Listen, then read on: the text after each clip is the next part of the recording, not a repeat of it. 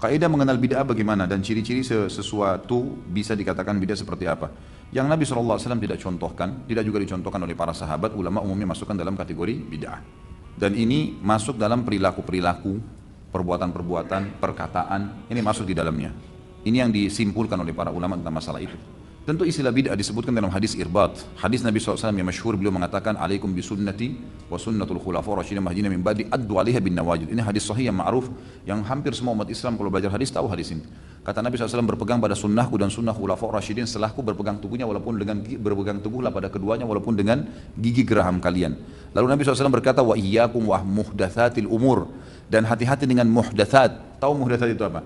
Muhdats ini artinya sesuatu yang baru. Hati-hati dengan perbuatan-perbuatan yang baru, yang tidak ada panduannya, tidak ada tuntunannya. Baru artinya tidak saya contohkan, tidak ada juga dalam khulafaur rasyidin.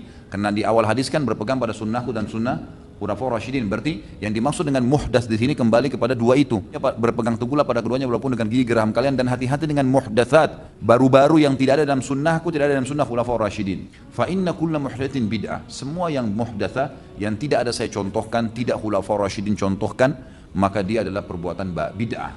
Wa bid'atin dhalalah, dan perbuatan bid'ah itu artinya yang tidak saya contohkan, tidak khulafaur rasyidin contohkan, adalah bid'ah. Dan bid'ah itu akan membawa pelakunya pada kesesatan. Sesat maksudnya apa? Keliru melangkah karena tidak ada panduan wahyunya. Wa inna dhalalan finnar, dan kesesatan akan membawa pelakunya ke dalam api neraka. Ini sabda Nabi SAW. Beliau menyampaikan masalah itu. Dari sini ulama simpulkan, sunnah sama bid'ah adalah dua hal yang berlawanan. Yang hidupkan sunnah berarti mematikan bid'ah. Yang hidupkan bid'ah berarti matikan sunnah, karena memang sudah begitu dia.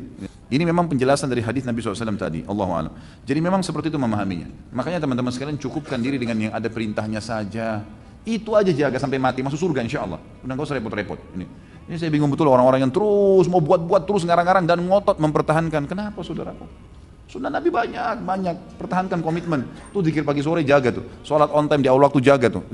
Zikir yang kita dianjurkan untuk baca tiap hari istighfar 100 kali adalah la haula wala quwata illa billah, subhanallah, alhamdulillah, wala ilaha illallah, Allahu akbar. Ada sudah dalil-dalil jelas. Kerjakan.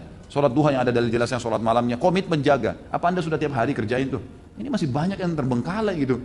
Jagokan ini, kenapa kok ribut dengan perbuatan bid'ah ini? Saya bingung gitu. Untuk apa gitu?